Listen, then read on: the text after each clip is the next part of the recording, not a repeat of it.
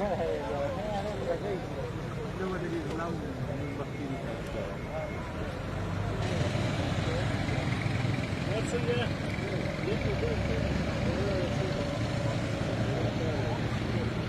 نن ورځې پرلت زموږ د کندهار د ګمرک د رئیس پر ضد باندې دی چې هغه غیر نورمال دی. خلک وایي خلک ټکوي.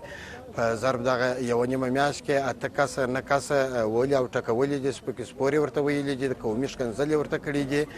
او بیا او دغه شخصي کانټینر یې جوړ کړی دی. سهار سړی ور واچي در مازدیګر یې په دا ګرمي کې پشکې بندي کړي. تجاران د عزت خلک د ابرو خلک دا موږ نور دی د کندهار د ریاست لپاره نه غواړو. د دولت څخه مو دا غوښتنه ده خصوصا د رئیس جمهور څخه د وزارت مالیې څخه چې موږ ته په قانون پوه د خلکو سره په ژبه پوه سړی راواستي چې هغه د تجارانو مشکل حل کړي نه تجارانو ته مشکلات جوړ کړي. زموږ له هر پوسته ګمرک دی هره پوسته د بندر شیخ ابو نصر فرعي څخه تر کابل پورې 50 ځایه موږ ګمرک ورکوو. 50 ځایه د الله زره نیولې دغه مال چې موږ راوړو د فراه یو ولایت دی ګمرک دی، دلارام نیمروز بل ګمرک دی، هلمند بل ګمرک دی، کندهار بل ګمرک دی، میدان وردګ بل ګمرک دی، قلات بل دی، کابل دی، مرکبت سیار هم ورسره ولاړ دی په کابل کې. نو دا موږ مال چیرې یوسو؟ دا افغانستان وروره د دنیا مافیا جوړ شوی دی وروره.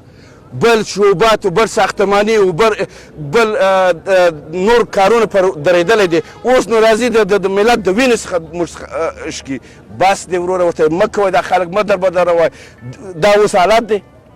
بیا د دغه رئیس د ګمرک بل رئیس د ګمرک په دغه افغانستان کې نشته. افغانستان په دغه مرکزي دولت کې بل سړی نه لري. ګورئ دا رئیس چې اوس دلته دی نوم یې لا ما نه زده تړلی. فعلا چې زه ستو سره خبرې کوم دا نه چې زه ناشي سړی د سارا راغلی یم یا د دغه د فراه د ولایته راغلی یم. مشکلاتونه و 4 ولایتو ته یې پیش کړی دا رئیس ګمرک، هرات، فراه، نیمروز.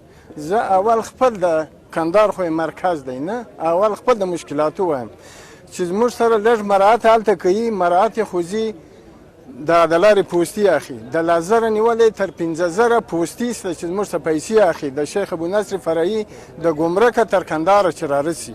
دغه پوستي د دوی کلمانه هم دي او د پوستو پیسې هم دي.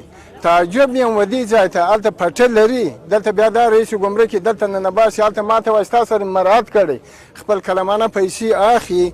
دلته هم چې راشي دا رئیس بیا د کلمانه پیسې دي بیا اضافه پیسې دي چې د ټولو څخه اخلي، هم د فرایانو څخه اخلي، کندهاریانو څخه اخلي، هراتیانو څخه. دا د 4 ولایتو نیمروز ولایت څخه اخلي.